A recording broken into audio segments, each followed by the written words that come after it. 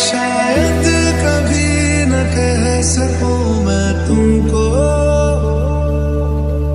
कहे बिना समझ लो तुम शायद। सो फाइनली गाइज मैंने और एक कमल की इंट्रो लेके आया हूँ, जो कि ये नाम के ऊपर कैसे आप इफ़ेक्ट एडिट कर सकते हो, मतलब कि एक नाम के अंदर जैसे कि एक इफ़ेक्ट क्रिएट कर सकते हो, उसी तरह आज मैंने इस वीडियो में बताएंगे। सो गाइज वीडियो को लास्ट तक देखना, बहुत ही मज़ा आएगा। और साथ में वीडियो को लाइक करना बनता है, क्योंकि आपका एक लाइक मुझे बहुत ही मोटिवेट करता है। सो गाइज प्लीज़ लाइक करना बनता है। सो गाइज वीडियो बनाने के लिए काइमास्टर आपके पास होना चाहिए। सो गाइज मैंने काइमास्टर कर लेते ओपन, ठीक है। तब तक आप म्यूजिक का आनंद लीजिए जब तक हम लास्ट में नहीं मिलते, ठीक है। तो गाइज वीडियो को एंजॉय कीजिए म्यूजिक के साथ, ठीक है।